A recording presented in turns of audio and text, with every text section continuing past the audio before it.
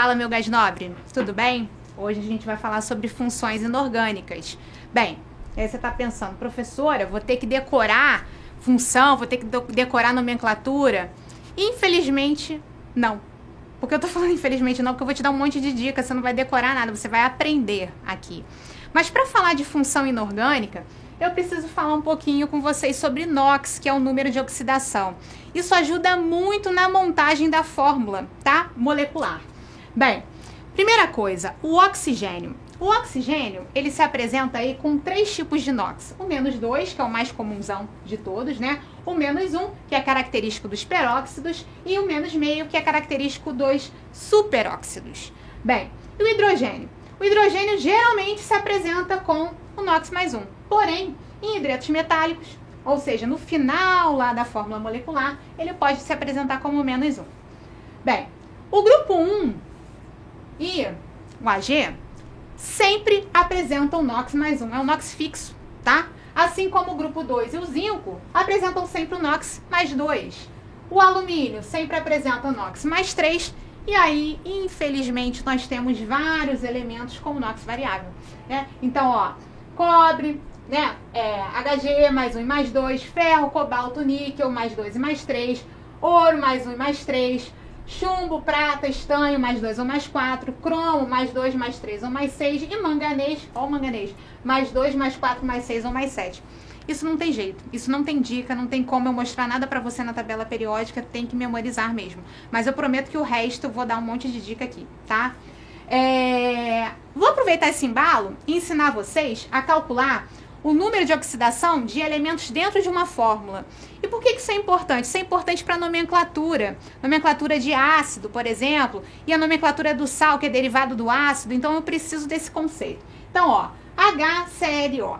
Bem, se o hidrogênio, ele aparece no início da fórmula molecular, ele vai apresentar aí um NOx, né, quase que com 99% de certeza mais 1, certo? E se o oxigênio está se apresentando no final da sua fórmula molecular e você tem certeza que não é um peróxido nem é um superóxido, né? Ou seja, esse aqui, nesse caso aqui nunca seria, né? A gente tem 3 elementos aqui. O oxigênio vai apresentar o NOx -2. Bem, o que você vai fazer? Você vai sempre fazer o produto do NOx pelo índice dele. Então, ó, HClO quer dizer que você tem um átomo de hidrogênio, um átomo de cloro, um átomo de oxigênio. Então, não tá aparecendo nada, pelo amor de Deus, não é 0, hein? É 1 e 1, tá? Colocando os NOx, vamos dizer assim, equivalentes a cada um desses elementos. Então, ó, NOx mais 1, o cloro você não sabe, é quem você quer descobrir. E o oxigênio -2, você vai fazer aí o produto do NOx pelo número de átomos daquele elemento ali em questão. Então, ó, 1 vezes 1, 1. 1 vezes x, x. E -2 vezes 1, -2. Você sabe o quê? Que toda molécula vai apresentar um NOx total igual a 0. Se fosse cátion, se fosse ânion, não. Ia ser igual a carga, tá? Mas aqui, esse somatório de NOx vai ser igual a 0. Então, ó, 1 mais x menos 2 vai ser igual a 0. E aí você vai fazer aquela equaçãozinha básica de primeiro grau, né? Passar quem você sabe para um lado, deixar o x do lado esquerdo e tudo mais, e vai encontrar que o x é igual a 1, tá? Bem, repare que para os outros eu fiz a mesma coisa, ó. Por exemplo, o HClO2, né? Agora a gente tem o quê? 2 átomos de hidrogênio com relação ao primeiro, tá vendo? Não é a mesma substância, né? Não é o mesmo ácido. E aí para você determinar o número de oxidação desse seu elemento central, o cloro, você vai proceder da mesma maneira, ó. 1 vezes x mais 1 vezes... 1 vezes 1 mais 1 vezes x, que é x, mais -2 vezes 2, -4. Somando tudo, né? 1 mais x menos 4 igual a 0, ou seja, o x agora vai se apresentar como um NOx igual a 3. Bem, deixo aí para vocês um outro exemplo para vocês darem uma treinadinha depois, que é o exemplo do ácido sulfúrico. De posse dessa informação, eu já consigo falar com vocês sobre as funções, né? E a primeira função que a gente vai falar são os óxidos. O que são os óxidos? São compostos binários, porque binários, ó, 2 elementos, estão vendo? Onde o seu elemento mais eletronegativo, ou seja, aquele cara que está no final da sua molécula, apresenta-se como oxigênio com o NOx -2, né? Por quê? Porque se for -1 é peróxido e se for -0,5 é superóxido. Bem, e aí falar de óxido demanda a gente falar sobre a classificação deles. E eu vou começar classificando eles com relação à acidez ou basicidade. Então, quem são os óxidos básicos? São aqueles óxidos constituídos por quê? Por metais com NOx, geralmente mais 1 e mais 2. Então, por isso que eu falei com vocês que é importante saber NOx, tá? Para você olhar para a sua molécula e saber, por exemplo, classificar, saber nomenclatura e tudo mais. Bem, o que você precisa saber além disso com relação a óxidos básicos? Que óxidos básicos em água formam bases. Nós vamos ver bases na aula de hoje também, tá? Hidróxidos, tema da nossa aula de hoje. Bem, e além disso, você precisa saber que ao reagir um óxido básico com ácido, você vai ter sal e água, né? Reação aí de neutralização. Bem, além disso, vamos falar sobre os óxidos ácidos, também chamados de anidridos, e eles são geralmente constituídos por metais ou ametais com NOx aí mais 5, mais 6 ou mais 7. Então se liga que SO3, que é o trióxido de enxofre, CO2, que é o dióxido de carbono, são óxidos ácidos muito conhecidos, muito falados em questões de química ambiental, chuva ácida, aquela coisa toda. Então, se liga que CO2 é um óxido ácido, tá? Você precisa saber o seguinte, que ao reagir um óxido ácido com água, você vai formar um ácido, né? E ao reagir uma base com um óxido ácido, você tem aí sal e água. Bem, e o que são os óxidos anfóteros? São aqueles que ora se apresentam com comportamento básico, ora se apresentam com comportamento ácido. Bem, e quem são eles? São sólidos iônicos insolúveis com NOx aí mais 3 ou mais 4, tá? Bem, você vai ter que guardar essa informação porque às vezes essa pegadinha cai, tá? O zinco 2+, o chumbo 2+, e o estanho 2+, também são formadores de óxidos anfóteros, tá? E com relação aos óxidos neutros, eles não reagem com água, eles não reagem com ácido e eles não reagem com base. E quem são eles? Monóxido de carbono, óxido nítrico e óxido nitroso. Acabou o óxido? Não, não acabou. Nós temos também, né, uma nomenclatura associada ao NOx, né? Falei do peróxido e do superóxido. E temos os tais dos óxidos duplos, mistos ou salinos. Se liga no duplo, né? Que quando você olha para a fórmula molecular daquele óxido, que geralmente tem essa configuração, elemento 3, oxigênio 4, dá a impressão de que você juntou dois óxidos, né? Por isso que é duplo. Então, sempre vai ser nesse formato, elemento 3, oxigênio 4. Fe3O4, chumbo 3O4 e assim sucessivamente. Bem, peróxidos, oxigênio com NOx-1, e aí a gente tem o conhecidíssimo peróxido de hidrogênio, né? E superóxidos NOx do oxigênio -meio, e aí a gente tem N aí exemplos, superóxido de potássio, superóxido de sódio, superóxido de cálcio, que você percebe que o NOx é -meio, por quê? Porque você sabe qual que é o NOx do cátion, né? Você sabe qual é o NOx do sódio, por exemplo, +1, né? E aí +1 vezes 2 dá 2. Se a molécula tem, né, ela é eletricamente neutra, se você tem o somatório dos NOx igual a 0, esse NOx do oxigênio obrigatoriamente tem que ser -meio para quê? Para que você tenha 2 menos 2 igual a 0. Vamos falar da base? Bem, bases são substâncias iônicas que em solução aquosa liberam o quê? OH-, né? Que são os nossos queridos hidróxidos. Bem, temos vários exemplos, né? Hidróxido de sódio, hidróxido de alumínio, hidróxido de amônio. E com relação aos hidróxidos, nós temos aqueles com o NOx fixo e o NOx variável. O NOx fixo é tranquilo, né? É só falar o quê? Hidróxido de o nome do metal, né? E aí você vai ter que se recordar da tabelinha de NOx. Agora, se o NOx for variável, a nomenclatura desse hidróxido vai ser o seguinte: hidróxido de, aí você fala o nome do metal, o NOx do metal em número romano. Como assim, ó? Nós vimos lá naquela tabelinha que o ferro apresenta 2 tipos de NOx. Lembram disso? Vou mostrar pra vocês, ó. 2 ou 3, né? Então, quando você se deparar com um hidróxido que apresenta mais do que um número de NOx, você vai ter que falar, ó, hidróxido de ferro. Por quê? Porque é o ferro o elemento aí junto com a hidroxila, o H-, e você vai ter que falar o número do NOx dele em romano. Então, é hidróxido de ferro 3. Por quê? Porque nesse caso aqui, ele está se apresentando com o NOx 3. Como é que eu sei isso? Ó, hidroxila é sempre menos 1 vezes 3, menos 3. Então, para zerar o menos 3, você precisa de mais 3. Então, hidróxido de ferro 3. E assim sucessivamente. Com relação às bases, nós temos também umas nomenclaturas um pouco diferentes. Por exemplo, a gente pode chamar a base pelo número de hidroxilas dela, liberadas aí quando sofre dissociação iônica. Então, ó, eu tenho uma monobase, uma dibase, uma tribase, tá vendo? Uma tetrabase. Também posso classificar as bases com relação à solubilidade em água. Nós temos bases solúveis e elas são geralmente dos metais alcalinos e do íon amônio. Nós temos as parcialmente solúveis, que são as bases constituídas de metais alcalinos terrosos, e as insolúveis são as demais. Assim como a classificação das bases também pode ser feita pela força. Nós temos as bases fortes, que são aquelas de metais alcalinos ou metais alcalinos terrosos, e as bases fracas, que são as demais. Muita atenção, tá? Bem, bases de magnésio e de berílio, que são aí elementos do grupo 2, elas são fracas e insolúveis, tá? Dica importante. Vamos falar do ácido? E aí só vai faltar falar do sal, né? Bem, os ácidos são aquelas substâncias que em solução aquosa liberam H+, né? Então a gente tem ácidos com oxigênio, ácidos sem oxigênio. E com relação a essa classificação, aqueles ácidos que apresentam oxigênio são chamados de oxiácidos e aqueles que não apresentam, hidrácidos. Bem, nós também podemos classificar os ácidos com relação ao número de H+, né?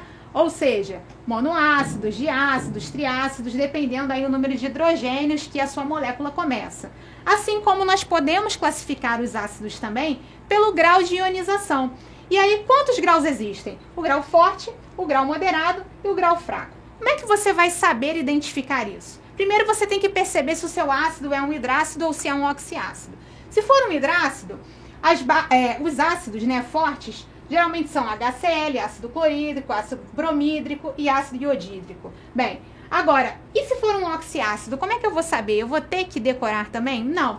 Você vai fazer a diferença entre o número de oxigênio e o número de hidrogênio. Se essa diferença for maior do que 1, você tem aí um ácido com grau de ionização forte, tá? Se essa diferença for igual a 1, exatamente igual a 1, você tem aí um ácido com grau de ionização moderado. E se for menor do que 1, você tem um grau de ionização fraco para esse ácido. E com relação aos hidrácidos, né? Falei dos oxiácidos em cada um. Bem, hidrácido mais importante aí com relação ao grau moderado de ionização é o ácido, é o HF, né? E fluorídrico. E com relação ao ácido com grau de ionização baixa, você vai ter que pensar em todos menos os já citados, né? Ou seja, os demais. Tranquilo? A exceção à regra é o H2CO3, que é um ácido fraco, certo? Tem que estar esperto nas exceções porque elas caem. Bem, para finalizar a nossa conversa aqui sobre ácido, a gente vai falar sobre a nomenclatura. Bem, se não tiver oxigênio, ou seja, se for um hidrácido, basta você falar hídrico no final. Então, por exemplo, ó, HCl. O que é o Cl? Cloro. Então, é o ácido clorídrico. HI. O que é o I? Iodo. Então, é o ácido iodídrico. Tá vendo? Não tem oxigênio. Agora, se tiver oxigênio, aí, meu amigo, você vai ter que calcular o número de oxidação daquele elemento central para saber se é o maior NOx, se é o menor NOx. Tudo isso influencia no nome, tá? Então, ó, se liga. Se o NOx do seu elemento central for mais 1 ou mais 2, você vai ter que colocar um prefixo, hipo, e um sufixo oso naquele nome, certo? Então, por exemplo, ó, o HCl, ó, que a gente abriu a aula de hoje, ele apresenta o NOx, né? Ou seja, a carga aí do cloro central, 1. Se ele é igual a 1, como é que vai ser o nome daquele ácido lá? Ó, ácido, é sempre assim, ácido hipocloroso, certo? Bem, se liga. Colocamos mais um oxigênio, né? Então já viu que não é a mesma fórmula molecular, não é a mesma substância, o HClO2. Calculando aí o NOx do elemento central, a gente encontra 3. Estão vendo? Bem, o 3 está aqui, ó, nessa minha tabelinha. Para elementos centrais com NOx mais 3 ou mais 4, eu não uso o hipo, só vou usar o oso no final. Então, enquanto que esse é o ácido hipocloroso, esse é o ácido cloroso. E esse cara aqui, ele é o ácido sulfúrico. Por que eu sei que é o sulfúrico? Ó, se você fizer a continha lá do NOx, você vai encontrar que o NOx do enxofre aqui é 6. 6 está aqui nessa minha tabelinha, tá vendo? Então, eu não uso prefixo, só uso sufixo. Sufixo em cima de quem? Em cima do elemento central. Então, aqui tem o enxofre, então vai ser o quê? O ácido sulfúrico, certo? Bem, exceções a essa minha tabelinha linda aqui. Carbono, silício e boro, tá? Para eles a gente usa ICO. Então, tabelinha, anota aí nos seus papiros para você se recordar até a data da prova, certo? Isso aqui ajuda muito a fazer nomenclatura de ácido. E quem sabe ácido, sabe sal. Por quê? Porque a gente sabe que o sal é derivado de uma reação ácido-base, né? Seja um ácido e uma base propriamente dito, seja um óxido ácido ou um óxido básico.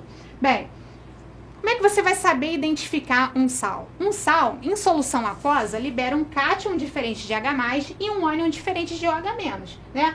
E aí, sais super conhecidos da gente, ó, NaCl, né, que é o sal de cozinha, cloreto de sódio, N2SO3, que é o sulfito de sódio. Bem, como é que eu vou saber o nome, né, dessas substâncias assim? Já disse pra vocês, quem sabe o nome de ácido, sabe o nome de sal. Você vai ter que olhar pro finalzinho do nome do ácido, né? O ácido que originou aquele sal. Então, se o seu ácido terminar com hídrico, o seu sal vai terminar com eto. Se o seu ácido terminar com oso, o seu sal vai terminar com ito. E se o seu ácido terminar com ico, o seu sal vai terminar com ato. Bem, vou deixar aquela dica, é claro, né? Toda aula tem dica. Dica para você decorar isso aqui. Lembra do Cascão? Cascão não gosta de quê? De tomar banho, né? Então, hídrico, lembra de água, não me meto. Certo?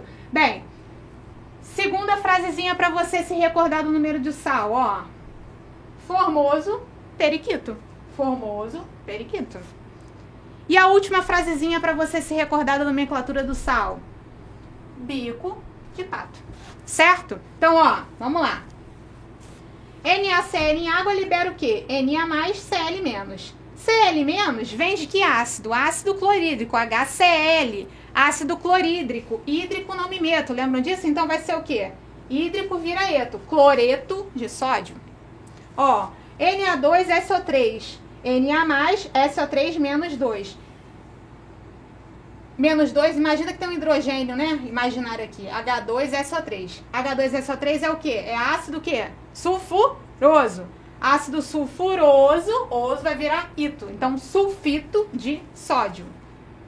E o último. Ácido o quê? Carbônico, né? H2CO3. Ácido carbônico. Bico de pato. Carbonato de magnésio, tá?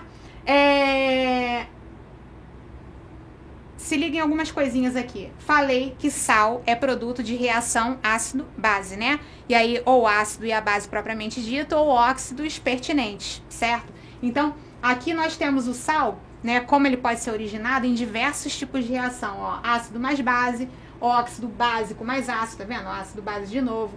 Óxido ácido mais base, ácido base de novo, estão vendo? Óxido ácido com óxido básico. Então, você tem que lembrar base ácido, sal e água, certo? Vamos fechar a aula de hoje? Vamos falar sobre uma questão que caiu no Enem? Em um experimento, colocou-se água até a metade da capacidade de um frasco de vidro e em seguida adicionaram-se 3 gotas de solução alcoólica de fenolftaleína. Importante informação. Fenolftaleína é indicador de base. Fica lindo, rosinha lindo, tá? Quando tem base na solução. Adicionou-se bicarbonato de sódio comercial em pequenas quantidades até que a solução se tornasse rosa. Dentro do frasco, acendeu-se um palito de fósforo, o qual foi apagado assim que a cabeça terminou de queimar. Então, ó, tem que se ligar de novo. Se você está queimando um palito de fósforo, toda reação de combustão gera o quê? CO2, lembram disso? Então, se for completa, né? CO2 e água. Bem, imediatamente o frasco foi tampado. Em seguida, agitou-se o frasco tampado e observou-se desaparecimento da cor rosa. A explicação para o desaparecimento da cor rosa é que, com a combustão do palito de fósforo, ocorreu a formação de óxidos de caráter ácido, evaporação do indicador fenolftaleína, vaporização de parte da água do frasco, vaporização dos gases de caráter alcalino ou aumento do pH da solução no interior do frasco. Como eu chamei a atenção de vocês no início da questão. Fenolftaleína é indicador de base, né? Ela apresenta essa coloração rosa, né? Que vai até um rosa bem intenso, que é quase próximo ao vermelho, né? Nessa faixa aqui, ó. A partir aí de um pH 7 e pouco e tudo mais. Ou seja, se o rosa saiu, sumiu, quer dizer que você tá com essa solução aí, aonde? Numa condição ácida. Certamente. Se você olhar para todas as alternativas, a única que fala em caráter ácido é a letra A. Né? Você poderia lá marcar sem dó nem piedade. Se você ainda não tem certeza disso, você pode pensar por outro aspecto. Imagine o seguinte, falei com vocês que a queima do palito vai produzir CO2. CO2, dióxido de carbono. O que a gente viu? Que é o quê? Um óxido com caráter o quê? Ácido, né? Então, novamente, isso te remete para o quê? Para a questão do ácido, ou seja, você teria que marcar a alternativa A. Joia? Espero ter ajudado vocês com essa questão das funções inorgânicas. Na próxima aula, a gente vai falar um pouquinho sobre soluções, sobre estequiometria e, por fim, radioatividade. Joinha? Obrigada, gente!